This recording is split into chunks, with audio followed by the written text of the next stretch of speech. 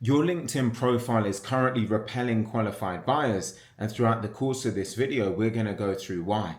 Now, if you're a coach, consultant, or you're an agency owner and you've got a LinkedIn profile, but you're just not getting those inbound messages from qualified buyers, this video is going to be a real wake-up call for you. Because really the harsh truth is that your LinkedIn profile is not just not working. Basically, it's actively repelling the exact people that you want to attract.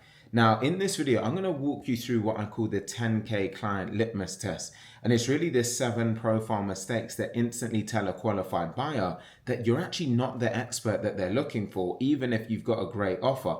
So by the end of the video, you'll know exactly what's broken on your profile, how to fix it, and how to position yourself so that decision makers start proactively reaching out to you instead of you chasing them.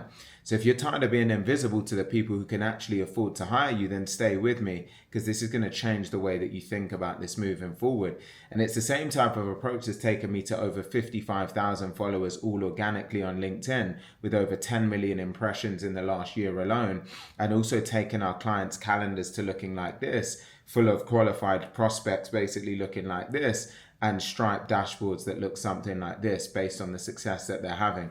So if we're to start with really the paradox that most service providers find themselves stuck in, is that they have a LinkedIn profile, they got years of experience, and they have some real results and happy clients. But when a qualified buyer, someone with a real problem and real budget, lands on your profile, they end up just scrolling right past you without sending a message or engaging or booking a call. Now, the reason why is because your profile is falling into what I call the 10K client litmus test.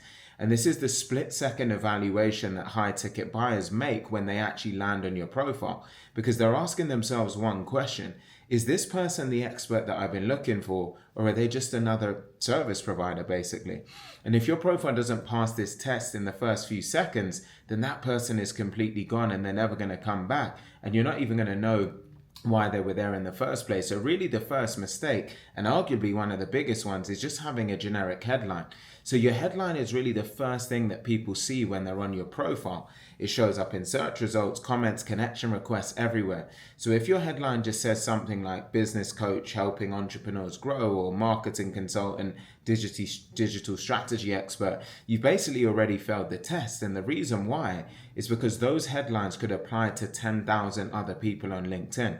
There's nothing specific, there's nothing compelling, and there's no real reason for a qualified buyer to actually stop and pay attention. So the formula that actually works here is listing who do you help plus what specific result do you deliver. So for example, instead of just saying business coach, you could say something like, I help B2B consultants to build a 50K pipeline in 90 days without paid ads. So you can see the difference there. The second headline immediately tells a qualified buyer, this person solves my exact problem. So you can see that your headline is actually your billboard, and you want to really make it count. Now, the second mistake is the resume style about section. Now, most LinkedIn profiles read like a job application. They list credentials, certifications, past employers, and career milestones, such as I graduated from this university, or I worked at this company for 10 years, or I'm certified in this methodology. And the problem with all of this is that your ideal client doesn't really care about any of that. The thing that they do care about is, can you solve my problem? Now, your about section shouldn't really just be about you. It should be more focused and centered around them. So you really want it to open with a statement that speaks directly to their pain point. Something like, if you're tired of the feast or famine cycle and want a predictable way to attract high ticket clients, you're in the right place. Now, you then want to tell a brief story about how you solved that exact problem for yourself or for others. And then you build credibility through those results, not just your credentials. Now, finally, you want to then end with a clear call to action. So you could say something like, if this sounds like you, send me a message and let's talk. So your about section, basically, you don't want to just use it as a resume, use it actually as part of a sales page, right? Now, the third mistake is no social proof or results. So if your profile makes big promises, but it doesn't really provide any kind of evidence, then qualified buyers might just assume that you're all talk. So saying I help businesses grow, it doesn't really mean anything, because anyone can say that. But instead saying I've helped 50 plus consultants generate over $2 million in new revenue using my Influx autopilot system, that's specific, it's credible, and that's actual proof. You'll find that high ticket buyers are skeptical because they've been burned before. So they need to see real evidence that you've actually done what you say you can do. So you want to sprinkle social proof throughout your profile, use numbers, use client outcomes, and use testimonials in your featured section, because the more specific you are, the more credible you'll end up becoming. Now, the fourth mistake is inconsistent or invisible content.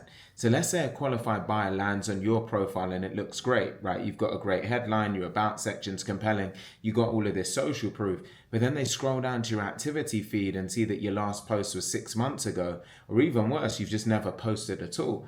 What message does that send out to them? It really says that, first of all, this person's not active, they're not engaged, and they're probably not in demand. So the reality is that your profile and your content work together to then build your positioning. Your profile tells people who you are, and your content proves that you know what you're talking about. If you're not actually posting consistently at least 3 to 4 times a week, then you're basically invisible, and invisible experts don't attract high ticket clients. Your content doesn't necessarily need to go viral, but it does need to demonstrate that you're active, that you're engaged, and you're an authority in your space. Now, the fifth mistake is the open to work vibe. If your profile gives off this hint of desperation, phrases like I'm looking for clients, or I'm available for consulting, or open to opportunities, then you've instantly lowered your perceived value. High ticket buyers don't want to hire someone who's desperate. They want to hire someone who's actually in demand. So instead of saying I'm available, flip the script and say something like, I work with a select group of B2B service providers who are serious about building a predictable pipeline. So you can see the difference there. The second version creates scarcity, and it positions you as someone who's selective and not someone who's just begging for work, because scarcity will beat desperation every single time. Now, the sixth mistake is no clear next step. So let's say a qualified buyer reads your profile and thinks, actually, okay, this person might be able to help me. Well, then what happens next? If your profile doesn't tell them what to do, they'll just do nothing. They'll click away and then end up forgetting about you. So you need a clear call to action in your about section. Something like, if you want to see how this works, download my free guide, or send me a message with the word pipeline and I'll send you my framework. You also need a featured section with resources, case studies, free trainings, lead magnets, things that can actually give someone a low friction way to engage with you. So don't make people have to guess what to do next. Actually tell them, make it easy for them, and you'll see your inbound inquiries really increase. Now, the final thing is just basically talking to everyone, which means that you attract no one. So if your profile says, I help all businesses, or I work with anyone who needs marketing, then you've just disqualified yourself from every high ticket buyer's consideration. And the reason why is because qualified buyers don't actually want a generalist. They want a specialist who understands their exact problem. So a B2B consultant doesn't want to hire someone who just helps all businesses. They want to hire someone who says, I help B2B consultants build predictable pipelines using LinkedIn. Now, the more specific you are about who you serve, the more attractive you become to that exact person. So you find that generosity repels, whereas specificity attracts. So pick your niche and then own it, and watch the right people start reaching out. So if we're to bring all of this together for you to pass this 10K client litmus test, the first thing is to write a specific results-driven headline that tells people exactly who you help and what result you deliver.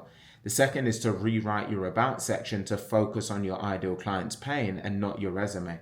The third is to add social proof and client results throughout your profile to really build credibility. The fourth is to post consistent expert level content that actually demonstrates your authority. The fifth is to position yourself as in demand and not as desperate. The sixth is to include a clear call to action and make it easy for people to take that next step.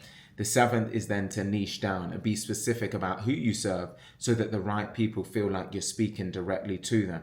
And when you fix these 7 mistakes, your profile will transform from a digital resume into a client attraction machine.